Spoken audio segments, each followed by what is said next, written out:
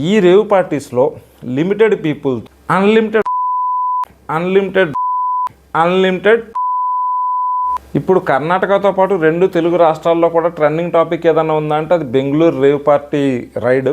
అయితే ఈ పర్టికులర్ రైడ్లో ఎవరు దొరికారు ఏంటన్న విషయాలు పక్కన పెట్టేస్తే చాలామందికి ఉన్నటువంటి బేసిక్ క్వశ్చన్ ఏంటంటే అసలు ఈ రేవ్ పార్టీ అంటే ఏంటి, అక్కడ ఏం జరుగుద్ది, ఎందుకు ఇంత కాంట్రవర్సీ క్రియేట్ అవుతుంది అనేది మనం దాని గురించి తెలుసుకునే ప్రయత్నం చేద్దాం. అసలు రేవ్ పార్టీ అనేది ఏంటి, ఈ కల్చర్ ఎక్కడ స్టార్ట్ అయిందని మనం తెలుసుకోవాల్సి వస్తే రేవ్ పార్టీ అనేది జనరల్గా యూరోప్లో స్టార్ట్ అయింది 1980s 1990sలో. జనరల్గా ఏంటంటే నైట్ అంతా కూడా ఒక హై ఈడిఎం మ్యూజిక్ అంటారు, హై లెవెల్ ఆఫ్ మ్యూజిక్ పెట్టుకొని డీజేలు అన్నీ పెట్టుకొని డ్రింకింగ్ ఇంకా కొన్ని రిక్రియేషనల్ డ్రగ్స్ ఇలాంటివన్నీ పెట్టుకొని మొత్తం నైట్ అంతా అక్కడ స్పెండ్ చేసి రిక్రియేషన్కి ఉండే పార్టీని రేవ్ పార్టీ అంటారు. అది ఒరిజినల్ రేవ్ పార్టీ. ఇప్పుడు మనం చూస్తున్నటువంటి బెంగళూరులో రేవ్ పార్టీ అలాంటిది కాదు. దానికి దీనికి డిఫరెన్స్ ఏంటో మనం మాట్లాడుకుందాం. అసలు ఒరిజినల్ రేవ్ పార్టీస్ అలాంటివి, అవి స్లోగా గ్రాడ్యువల్గా సంస్కృతి మొత్తం ఇండియాలో కూడా వ్యాపించింది. ఇప్పుడు హైదరాబాద్లో కానీ బెంగళూరులో కానీ వీకెండ్స్లో లేదా ఎప్పుడంటే అప్పుడు ఈ రేవ్ పార్టీ కల్చర్ అనేది కొనసాగుతుంది. రీసెంట్గా న్యూసెస్లో కూడా చూస్తున్నాం మనం, చాలాసార్లు రైడ్లు జరుగుతున్నాయి, చాలామంది సెలబ్రేషన్ పట్టుకున్నారు అనేసి. అయితే ఇక్కడ రేవ్ పార్టీస్లో జరిగేది ఏంటనేది మనం మాట్లాడుకోవాల్సి వస్తే ఇప్పుడు రీసెంట్గా బెంగళూరు ఈ రేవ్ పార్టీ గురించి మాట్లాడుకుంటే ఎస్పెషల్లీ దీనికి ఎంట్రీ ఫీజు 50 lakhs అంట. 50 lakhs అని న్యూస్ వచ్చింది. 50 lakhs ఇచ్చి పార్టీ చేసుకోవాల్సినంత అవసరం ఏముంది, అసలు ఆ 50 lakhs స్పెండ్ చేయాల్సినటువంటి పరిస్థితి ఏముంది అనేది మనం మాట్లాడుకోవాల్సి వస్తే ఇప్పుడున్నటువంటి రేవ్ పార్టీస్ అనేవి ఒరిజినల్ రేవ్ పార్టీస్ కాదు. ఈ రేవ్ పార్టీస్లో లిమిటెడ్ పీపుల్తో, అంటే ఎవరైతే పార్టీ కండక్ట్ చేస్తారో వాళ్ళకి బాగా ట్రస్ట్ వర్తీ పీపుల్ని ఒక 100 మందినో 50 మందినో తీసుకొని వాళ్ళ దగ్గర నుంచి ఎంట్రీ ఫీజు కలెక్ట్ చేసి unlimited alcohol, unlimited drugs, unlimited ఇంకా అదర్ థింగ్స్, వావి వరుసలు లేనటువంటి విశృంఖలత్వం అక్కడ ఉంటుందంటే మీరు నమ్మరు.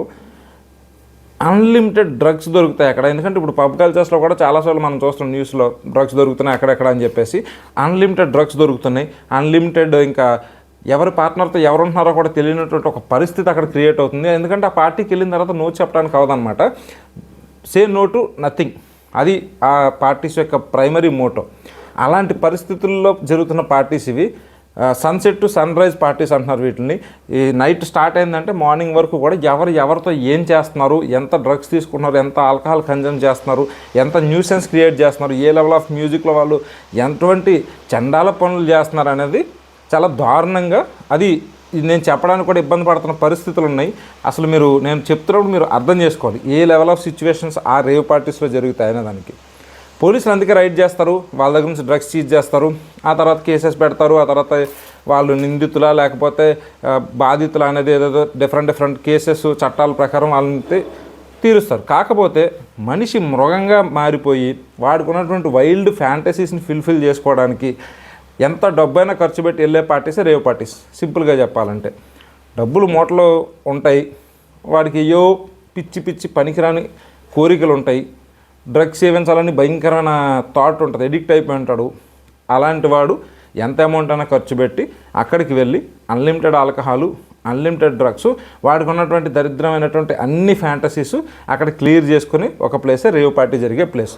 అందుకని ఈ రేవ్ పార్టీస్ మీద రైడ్స్ చేస్తున్నారు. ఈ రేవ్ పార్టీస్లో అందరినీ పట్టుకొని వాళ్ళకి కౌన్సిలింగ్ ఇవ్వటం, నెక్స్ట్ ఇలాంటివి చేయకుండా అంటారు. కానీ అటువంటివన్నీ సర్వసాధారణంగా జరిగిపోతున్నాయి. అయితే సంస్కృతి కూడా చాలా దారుణంగా దీనివల్ల దెబ్బతింటుందనడానికి అక్కడ జరిగేటువంటి వావి వరుస లేనటువంటి ఆ విశృంఖలత్వాలే దానికి ప్రధాన కారణం.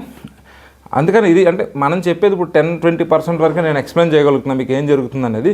కానీ 100% ఇప్పుడు మీడియాలో వచ్చేది కూడా ఎక్కడ కూడా 100% యాక్చువల్గా రేవ్ పార్టీస్లో ఏం జరుగుతుంది అనేది అక్కడ ఉండదన్నమాట. ఎంత దారుణంగా ఉంటుందంటే అది నేను చెప్పడానికి కూడా ఇబ్బంది పడాల్సిన పరిస్థితి. ఎందుకంటే అక్కడ ఆ విశృంఖలత్వం అంత లెవెల్లో దిగజారిపోయి ఉంటుంది. అలాంటి రేవ్ పార్టీస్ ఈరోజు సమాజంలో జరుగుతున్నాయి. ఇటువంటి రేవ్ కల్చర్ని ఖచ్చితంగా అరికట్టాల్సిన బాధ్యత ప్రతి ఒక్కరి మీద ఉంటుంది. ఇప్పుడు ఎక్కువగా ఇలాంటి కేసెస్లో సెలబ్రిటీస్ ఎక్కువగా కనిపిస్తున్నారు.